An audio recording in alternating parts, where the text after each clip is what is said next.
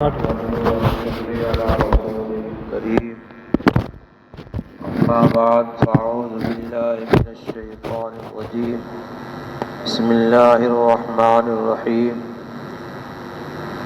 واعبد ربك حتى يأتيك اليقين صدق الله العظيم.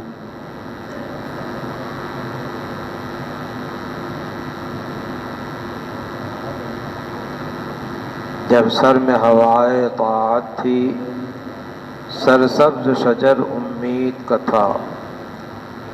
جب سر میں ہوائے طاعت تھی سرسبز شجر امید کا تھا. جب سر عیسیاں چلنے لگی اس پیڑ نے پھلنا چھوڑ دیا. اللہ کی راہ بھی ہے کھلی، اللہ کی راہ بھی ہے کھلی، آثار و نشاں سب قائم ہیں. اللہ کے بندوں نے لیکن اس راہ پہ چلنا چھوڑ دیا.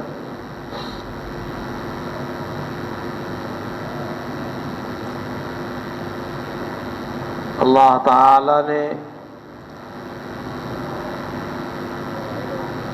بندوں کو اپنی اطاعت اور عبادت کے واسطے پیدا فرمایا. انسانوں کو بھی اسی واسطے پیدا کیا اور جناتوں کو بھی اسی واسطے پیدا کیا. قرآن شاہد ہے. اللہ رب العالمین ارشاد فرماتے ہیں وَمَا خَلَقْتُ الْجِنَّ وَالْإِنسَ إِلَّا لِيَعْبُدُونِ. میں نے انسان اور جنات کو صرف اپنی عبادت کے واسطے پیدا کیا ہے. عبادت اور عبدیت مطلوب ہے. آیت کریمہ میں یہی بتایا گیا کہ اپنی زندگی اللہ کی عبادت میں گزار دو. اپنی پوری زندگی اللہ تعالیٰ کی عبادت میں گزار دو. زندگی کا کوئی لمحہ اور کوئی وقت جو ہے اللہ کی عبادت سے خالی نہیں ہونا چاہیے. اور یہاں عبادت معرفت خداوندی کے نام پر ہے کا نام ہے. مفسرین نے لیعبدون کی تفسیر لیعرفون سے کیا ہے. جب بندہ اللہ تعالیٰ کو پہچانے گا تو اللہ کا حق ادا کرے گا. اسی واسطے اکابر کی جوتیاں سیدھی کی جاتی ہیں، ان کی مجلسوں میں جایا جاتا ہے، ان کے نخروں کو برداشت کیا جاتا ہے تاکہ اللہ تعالیٰ کے پہچاننے کا جو حق ہے وہ ہم ادا کر سکیں.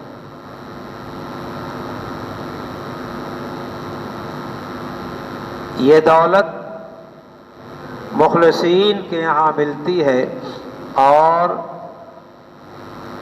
اللہ تعالیٰ کے خاص بندوں کے یہاں ملتی ہے. جن بندوں کو اللہ تعالیٰ نے اپنے فضل سے اپنی عبدیت کا یعنی اللہ کے غلام بننے کا، اللہ کے بندہ بننے کا چسکا لگا دیا ہے اور وہ ہر آن اسی میں رہتے ہیں.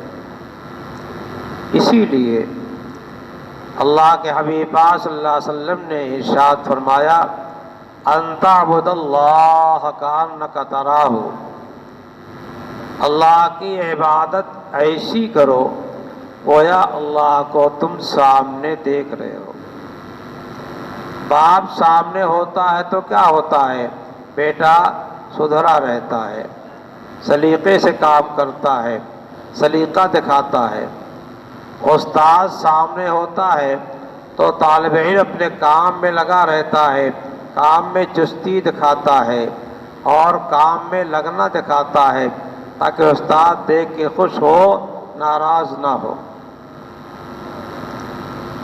شیخ کے سامنے عبادت اور ریاضت و مجاہدہ میں اس کا حق ادا کرتا ہے تاکہ شیخ دیکھ کر کے خوش ہو جائے۔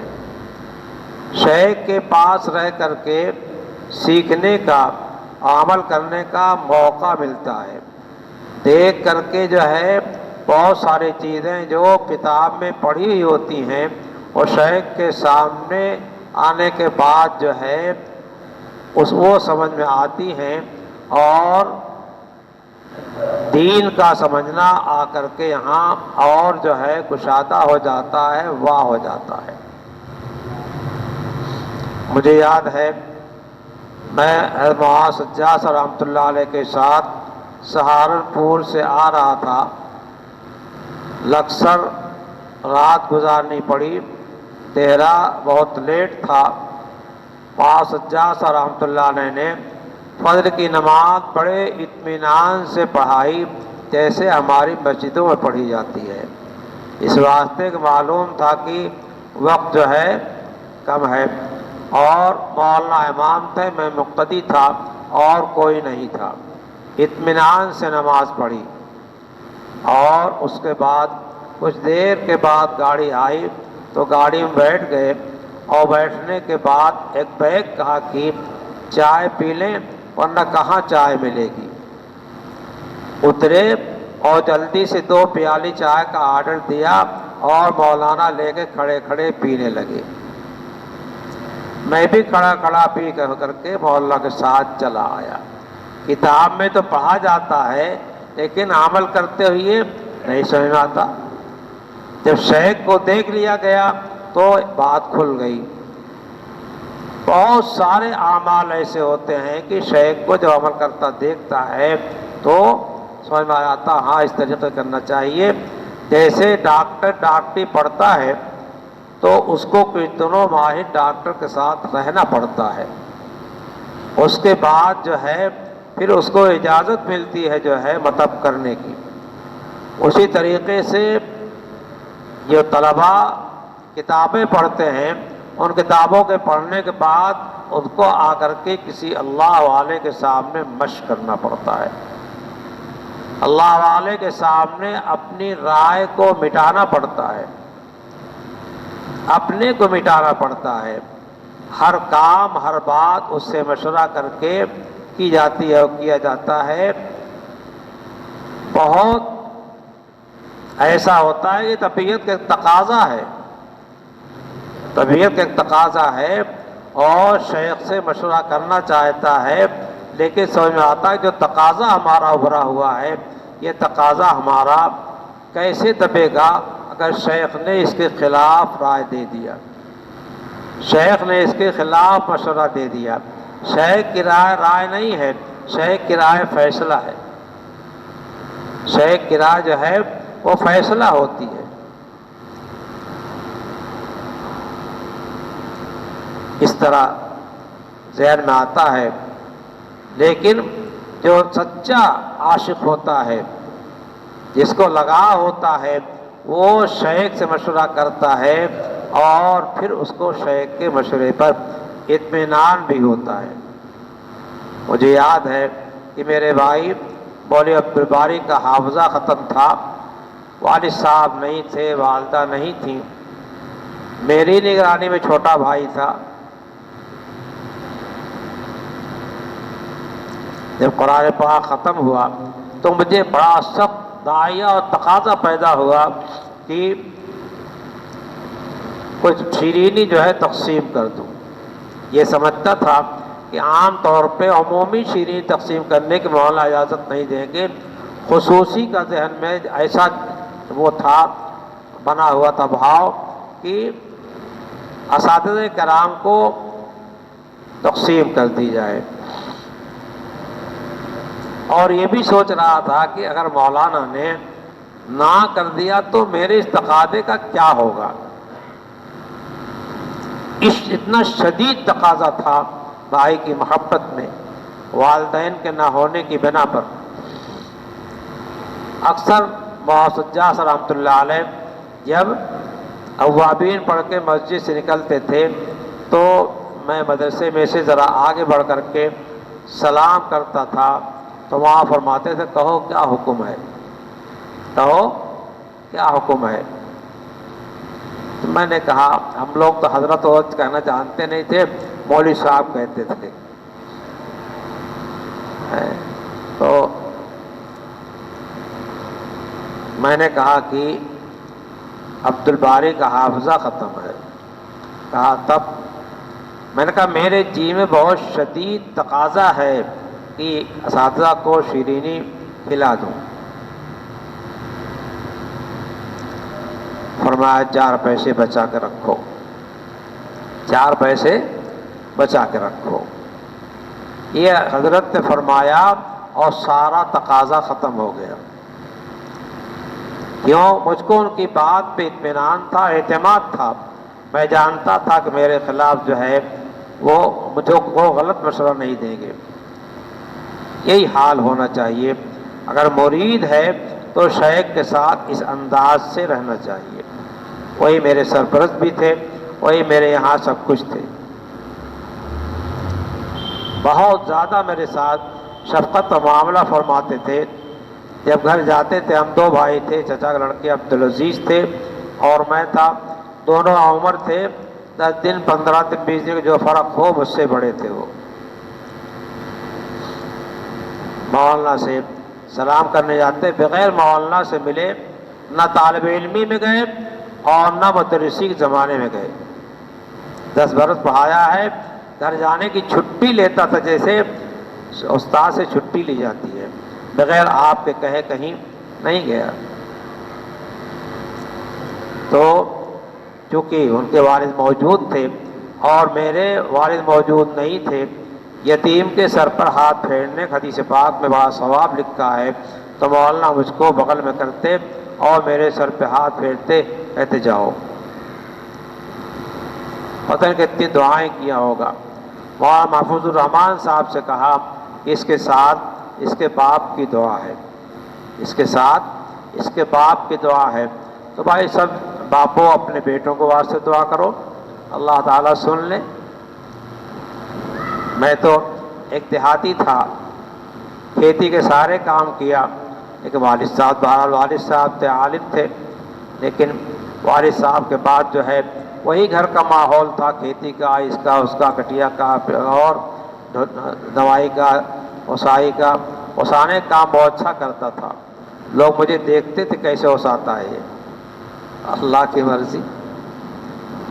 بہرحال میں نے یہ کہا آپ کو کہ میرے دل میں جو تقاضا تھا اس تقاضے کے خلاف میں سمجھ نہیں پا رہا تھا کہ میرا یہ تقاضا کس طریقے سے ختم ہوگا۔ مولانا کی ایک زبان پہ ختم ہو گیا، کیوں؟ ان پہ اعتماد تھا۔ اس لیے مریدین کو اپنے شیخ پہ اعتماد کرنا چاہیے۔ کوئی شیخ اپنے مرید کو گرتا ہوا نہیں دیکھنا چاہتا، اس کی برائی نہیں چاہتا، اس کی غلطی نہیں جانتا۔ یہ علیحدہ بات ہے کہ مرید جو ہے نہ سمجھ پائے۔ کبھی ایسا ہوتا ہے، کیوں اس وقت کا نام کی عقلیں بہت لمبی ہو گئی ہیں، بہت بڑی بڑی ہو گئی ہیں۔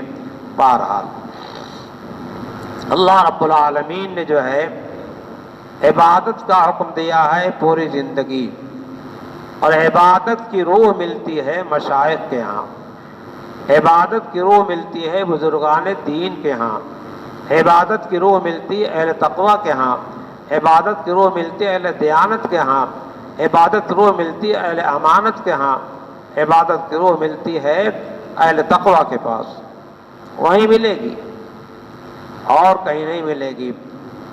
اس واسطے کسی سے جس سے مناسبت ہو، بلا مناسبت نہیں، جس سے مناسبت ہو اس سے اپنا تعلق جو ہے قائم کر لینا چاہیے، اور پھر جو ہے لگ جانا چاہیے۔ بیعت ہونے کے بعد مفتی حنیف صاحب فرماتے تھے ہتھی مار لیا اور چلے گئے، ایسا نہیں ہونا چاہیے۔ اب ہر کام میں مشورہ ہونا چاہیے، ہر ایک کام میں مشورہ ہونا چاہیے، اور شیخ سے یہ نہیں پوچھنا چاہیے کہ اس سلسلے میں کیا مسئلہ ہے، فتویٰ کیا ہے۔ شیخ سے یہ پوچھنا چاہیے کہ میرے لیے فائدہ کس میں، نفع کس میں ہے، میری مصلحت کس میں ہے۔ فتویٰ پوچھنا ہوگا تو فتویٰ دے دے گا۔ شیخ کی ذات انتہائی غیور ہوتی ہے، جتنا آپ آگے چلنا چاہیں گے اتنا بتاتے چلیں گے، اس لیے پوچھنا چاہیے، جتنا آپ ترقی کرنا چاہیں اتنا پوچھتے چلیے، پوچھتے چلیے، پوچھتے چلیے، اور راہ میں لگ کر کے اپنی اصلاح کی فکر کیجیے، اپنے کو سب سے کمتر سمجھنے کی کوشش کیجیے، صحیح کیجیے، ہر ایک کو اپنے سے افضل اور بہتر جاننے کا ایک مزاج بنائیے۔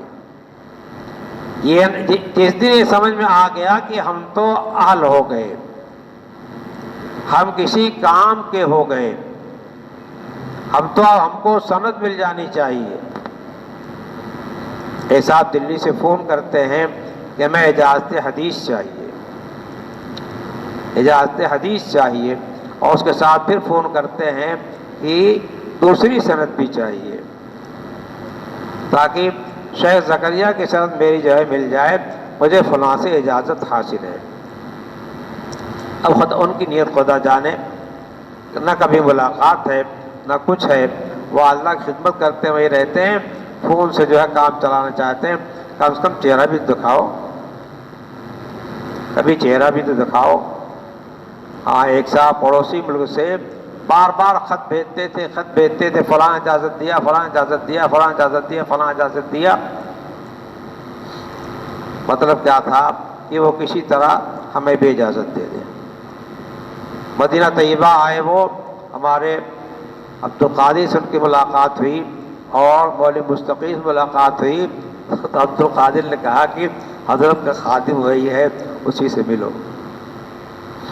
اور مستقیم کے سر پڑ گیا، اجازت چاہیے تھی، ہے نا۔ اور آج کل بھاؤ بڑھانے کا مسئلہ بھی چل رہا ہے، کتنے ہمارے فہرست میں آ جائیں، یہ مسئلہ ہے۔ کسی کو دیکھا وہ بہت اچھا نظر آیا، کبھی کوئی مناسبت نہیں، کبھی کوئی ملاقات نہیں، سامنے آ گیا اور میں آپ کو اجازت دیتا ہوں کہہ دیتے ہیں، اور کیا نام کی اس سے مشورہ کرتے رہیے۔ یہ بھی ایک مرتبہ نہیں پوچھا کہ کسی سے منسلک ہو کہ نہیں ہو، کسی سے منسلک ہو کہ نہیں ہو، ایک دم بہت تیزی سے کیا نام کی بھاؤ بڑھ رہا ہے یا گر رہا ہے۔ اس نے یہ سمجھ لیا کہ میں اجازت کے لائق ہو گیا، اس کو اجازت نہیں ملتی۔ ایک مرتبہ حضرت مفتی صاحب رحمۃ اللہ علیہ خوب جو ہے اسی طرح کی گفتگو کر رہے تھے، خوب چھاڑ رہے تھے، میں سمجھ گیا کہ صفائی کر رہے ہیں، لگتا کوئی لوگوں کو اجازت دینی ہے، لگتا ہے کوئی لوگوں کو اجازت دینی ہے، تو خوب عجیب انداز سے۔ بہرحال مشائخ کی ذات جو ہے وہ ہمارے واسطے اللہ تعالیٰ تک پہنچنے کا وسیلہ ہوا کرتی ہے، اور اللہ تعالیٰ تک پہنچنے کا وسیلہ نبی کو بنایا، اور نبی علیہ السلام کے بعد جو ہے ان کے وارثین کو بنایا۔ میں نے کل بتایا تھا آپ لوگوں کو کہ سلسلہ جو ہے تعلیم کا اور اسی طریقے سے اصلاح نفس کا دونوں دارالعلوم میں ساتھ ساتھ چلا ہے، مظاہر میں ساتھ ساتھ چلا ہے، اور اس نقشے پہ بہت سارے مدارس سے دونوں ساتھ ساتھ چل رہا، اور دونوں کام ہو رہا ہے، اور جن مدرسوں میں یہ کام ہو رہا ہے اس میں بڑی برکت ہے۔ تعلی نہ ہو، پڑھائی نہ ہو، اپنی اصلاح کی فکر ہو کہ ہم جو ہے اللہ تعالیٰ کے بہت ہی پیارے بندے ہو جائیں۔ عبدیت تو چاہتی کیا نام کی تواضع کو، مسکنت کو، فروتنی کو، عاجزی کو، اپنے اندر عاجزی پیدا کرو، اس کے بعد پھر کیا نام کی کوئی کمال دیکھا جائے گا اور انسیت ہو جائے گی۔ تو کیا ہوتا ہے، شیخ کسی نہ کسی کو اپنا جانشین کیا کرتا ہے، بنا دیتا ہے۔ صحابہ کرام حضور صلی اللہ علیہ وسلم کے بعد پھر گئے اور دنیا میں کام کیا، ملکوں میں پھر گئے، ملکوں میں پھر گئے، کام ہوا۔ ہندوستان میں بھی صحابہ کرام تشریف لائے، اور جو لوگ دریا کے کنارے ہندوستان کے لوگ تجارتی انداز سے وہاں رہ رہے تھے، ان تک نبی پاک صلی اللہ علیہ وسلم کا دین پہنچا اور اس کا چرچا ہوا۔ بہرحال عبادت ہمارا حق ہے، عبدیت ہمارا حق ہے. عبدیت چاہتی ہے کیا؟ فروتنی کو. عبدیت چاہتی کیا نام کی کہ سامنے والا جو ہے ہر حاجت اس سے پیش کرتے ہیں، اس کی ہر مرضی پہ ہم قربان ہو جائیں، اس کی ہر مرضی پہ قربان ہو جائے. اللہ تعالیٰ کے ساتھ عشق، اللہ تعالیٰ کی محبت اور اللہ تعالیٰ کے ساتھ لگاؤ. دنیاوی عشق و محبت کی مثال میں نے پہلے بھی دیا ہے. حیات حکیم رحمۃ اللہ علیہ مواعظ وغیرہ میں واقعہ لکھا ہوا ہے، اور مجنوں اور جو ہے لیلا کا کی شیدائیت جو ہے لکھی ہوئی ہے. اور فارسی کا شاعر بھی اس کو بڑے عجیب انداز سے ذکر کیا ہے. ایک واقعہ ذکر کیا ہے. ایک شخص ٹہلتا ٹہلتا ٹہلتا ٹہلتا کہاں پہنچا؟ جنگل میں پہنچ گیا، بیابان میں پہنچا اور دیکھا مجنوں بیٹھا ہوا ہے تنہا ایک دم لقدق میدان میں، ریگستان میں، ریت کو ہاتھ سے برابر کر کے انگلیوں سے کچھ لکھ رہا ہے، انگلیوں سے کچھ لکھتا جا رہا ہے. اب یہ سوچ رہا کہ کیا ہوا اس کو، پاگلوں والا کام کر رہا ہے، یہ کر کیا رہا ہے؟ گفت ہے مجنوں شیدا چیز تھی می نویسی نا بہرے کیستی. ابے مجنوں یہ کیا کر رہا؟ یہ انگلیوں سے کس کو خط لکھ رہا ہے؟ گفت مشق نام لیلا می کنم، گفت مشق نام لیلا می کنم، خاطر قدرا تسلی می دہم. لیلا کے نام کی مشق کر رہا ہوں، لیلا لیلا لیلا لیلا لیلا لیلا لیلا لیلا لکھ رہا ہوں. یہ دنیا کی شیدائیت ہے. تنہا بیٹھا ہوا میدان میں اس کے دماغ میں ہر دم لیلا ہی لیلا آ رہا ہے. اصل کے بعد شعر سنا کیا ہے؟ امر والد دیار دیار لیلا وقبل وزل جدار وزل جدارا. لیلا کی گلیوں میں گھومتا ہوں، مجنوں کہہ رہا ہے لیلا کی گلیوں میں گھومتا ہوں تو کبھی اس دیوار کو بوسہ دیتا ہوں، کبھی اس دیوار کو بوسہ دیتا ہوں، کبھی اس دیوار کو بوسہ دیتا ہوں. کیوں؟ لیلا کی گلی کی دیوار ہے. حالانکہ اس کی گلی کی بھی دیوار تھی بھائی، وہ چچیری بہن تھی. لیلا مجنوں کی چچازاد بہن تھی. اسی لیے پردہ رکھا گیا ہے. لیلا کے مجنوں کے باپ نے مجنوں کو لے جا کر کے کعبہ مقدسہ کے سامنے کہا چل غلاف کعبہ پکڑ کے توبہ کر. باپ کا حکم تھا، گیا اور توبہ کر رہا ہے. تو کیا کہہ رہا ہے؟ الہی تبت من کل المعاصی، الہی تبت من کل المعاصی ولکن حب لیلا لا توبو، ولکن حب لیلا لا توبو. اللہ ہر گناہ سے معاف، میرے ہر گناہ معاف کر دیجئے، ہر گناہ کی معافی چاہتا ہوں، مگر لیلا کی محبت ہائے رے کیا کہوں، کیا کہوں. جی یہ جو واقعات بزرگوں نے ذکر کیے ہیں، کتابوں میں لکھے ہوئے ہیں، یہ کھلونا نہیں ہے، کھلواڑ نہیں ہے. یہ ہم کو سکھانے کے واسطے ہے، عشق مجازی سے عشق حقیقی کی طرف لے جانے کے واسطے ہے. عشق مجازی سے عشق حقیقی کی طرف لے جانا چاہتا ہے. جیسے مجنوں لیلا پہ قربان تھا اور اسی میں سرگردہ تھا، کوئی گناہ ہوا نہیں ہوا اس کا کوئی پتہ نہیں چلتا، لیکن دل میں محبت آ گئی تھی. تو اس طرح جو ہے ایک دم تو جو اللہ کے محبت والا ہوتا ہے وہ تو کیا کرے گا؟ جب لا الہ الا اللہ ضرب لگائے گا تو وہ تو اللہ میں فنا ہو جائے گا، پھر اللہ اللہ اللہ اللہ اللہ کرے گا، اس کی ایک کیفیت بن جائے گی. کہتے صاحب اس سے کیا ہوتا ہے؟ یہ کہاں سے ثابت ہے؟ صرف اللہ اللہ کا ذکر کہاں ثابت ہے؟ یہ تو لفظ مفرد ہے، اس میں کوئی مطالبہ تو ہوا نہیں، لفظ مفرد ہے، اس میں کوئی مطالبہ نہیں ہوا۔ بس اس طرح کے سوالات اور کا نام کی یہ جو ذکر کیا آتا ہے اس پر اعتراضات، اور یہی مسجد میں بہت سے لوگ بیٹھے مسکراتے رہتے ہیں پیچھے کی طرف، یہ کیا ہو رہا، یہ کیا ہو رہا؟ اللہ اکبر، رٹ لگا رہا ہے، رٹ لگایا جائے گا، اللہ تعالیٰ اسی میں کیا کرے گا؟ لا الہ الا اللہ مطلب کیا ہوا؟ جب ادھر سے لا الہ کہتا ہے تو اندر سے غیر اللہ کی محبت کو نکال پیچھے پھینک رہا ہے، اور جب الا اللہ کہتا ہے تو اس کا مطلب کیا ہے کہ دل کے اندر اللہ آ جائے، اور پھر الا اللہ الا اللہ الا اللہ الا اللہ جب لگانا شروع کرتا ہے، اور پھر اللہ اللہ اللہ اللہ اللہ کے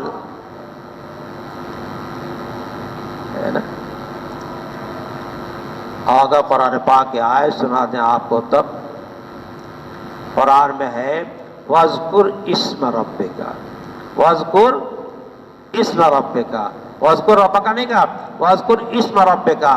اس میں اعظم اصل کیا ہے؟ وہ اللہ ہے، اللہ ہے، اللہ ہے۔ تو قرآن تو کہہ رہا اپنے رب کا نام جپو، تو یہی تو کر رہے ہیں، قرآن کے موافق تو عمل کر رہے ہیں، اعتراض کیا ہے؟ ایسے آپ تفسیر تو ہمیں آتی ہے، قرآن سمجھنا تو ہمیں آتا ہے، کیا سمجھے؟ کچھ نہیں سمجھے۔ سمجھتے ہیں تو صوفیہ، اور وہ صوفیہ جو ماہرین علوم دینیہ ہیں، جن کے ساتھ علوم ظاہرہ باطنہ دونوں کیا ہیں؟ جمع ہیں۔ لطف وہاں آتا ہے جہاں دونوں چیزیں ہوا کرتی ہیں۔ تو اب یہ دیکھیے کہ ہمارا اللہ تعالیٰ کے عشق کے ساتھ عشق ایسے ہی ہوا جیسا مجنون فدا تھا،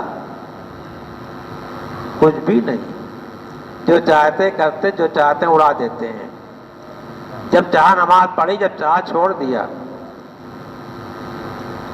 سنت کی پابندی کیا نہیں کیا، جی چاہا دانش کھا لیا، جی چاہا بھینس کھا لیا، دانش کھانا کھا لیا، بھینس پانی پی لیا۔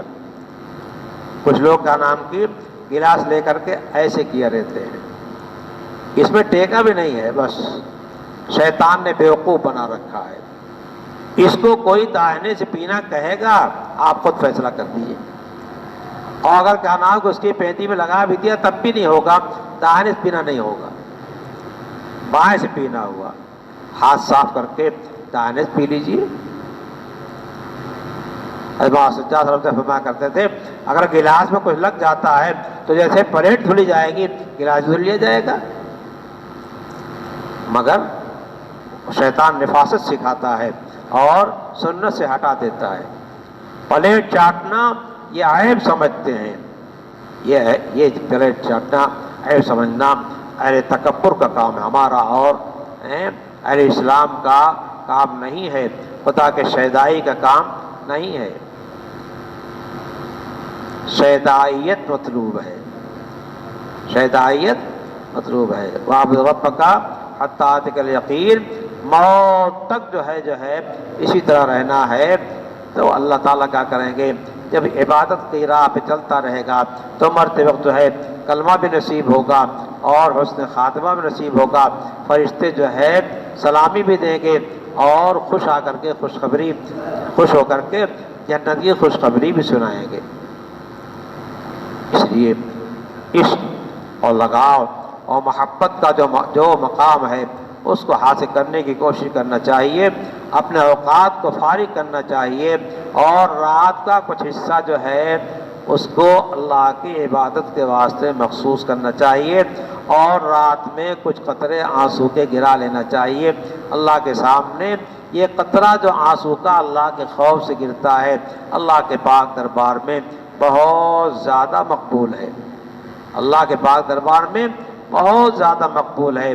دوستو کیا پتا ہے کہ وقت آگے کتنا ہے؟ لگ جاؤ اور لگ کر کے اپنی کوشش پر کام کر لو، اور ایسا ذہن بن جائے کہ ہر آن ہمارا یہ دھیان رہے اللہ حاضر و ناظر ہے، اللہ ہم کو دیکھ رہا ہے۔ اسی ذکر میں اللہ اللہ کے اللہ و حاضری اللہ و ناظری کا بھی ورد کرایا جاتا ہے۔ اللہ اللہ کرتے کرتے پھر کہا تھا اللہ حاضری اللہ ناظری اللہ معی، ایک جو ہے مشق کرائی جا رہی، تمرین کرائی جا رہی ہے، اور دل کی دنیا میں اللہ کی ذات کو بسایا جا رہا ہے۔ اس ذکر کو کیا سمجھتے ہیں؟ کھیل سمجھتے ہیں، کھلونا سمجھتے ہیں؟ یہ ذکر جو ہے کھلونا نہیں ہے۔ اللہ کے حبیب صلی اللہ علیہ وسلم فرمایا جددوا ایمانکم بقول لا الہ الا اللہ، اپنے ایمان کو لا الہ الا اللہ کہہ کر کے تازہ کیا کرو، تازہ کیا کرو۔ تازہ کیسے کیا جائے گا؟ وہی باسیے سے، پھر کرو پھر کرو پھر کرو، کرتے رہو کرتے رہو کرتے رہو کرتے رہو، جب مل جائے گا تو اس میں کیا نام کی جو کلمہ پڑھا ہے اس میں جب ورد کرے گا ذکر کرے گا تو تجدید ہوتی رہے گی، اور تجدید سے کیا نام کی پرانا ایمان جو ہے اور قوی ہوتا چلا جائے گا، قوی ہوتا چلا جائے گا اور مضبوط ہوتا جو ہے چلا جائے گا۔ اس واسطے کسی اللہ والے کا دامن پکڑو، اس کے ساتھ رہو، چلتے پھرتے کیسے چلتا ہے، کیسے رہتا، کیسے کیا کرتا ہے۔ گنگوئی رحمۃ اللہ علیہ کے ہاں ایک صاحب گئے اور تقریباً 1 ماہ رہے، اور اس کے بعد کہتے ہیں حضرت میں جا رہا ہوں، حضرت میں جا رہا ہوں۔ کہا کیوں جا رہے ہو؟ کہا میں جو سمجھ کے آیا تھا وہ نہیں پایا، جو سمجھ کے آیا تھا وہ نہیں پایا۔ کہ کیا سمجھ کے آئے تھے؟ وہ سمجھ کے آیا ہوگا کہ ایسے ہوں گے ایسے ہوں گے ایسے ہوں گے، تو فرمایا کہ 1 مہینے کے اندر میرا کوئی کام خلاف سنت دیکھا، چشتیہ کے ہاں زیادہ ہو ہا حق نہیں ہے، نہیں، چشتیہ کے ہاں اتباع سنت کا غلبہ ہے، اتباع سنت کا غلبہ ہے۔ اتباع سنت ہے اگر تو حال آتا ہے نہیں آتا ہے، کشف ہوتا نہیں ہوتا ہے، کرامت ظاہر ہوتا نہیں ہوتی ہے، یہ اپنے مقصد میں کامیاب ہے۔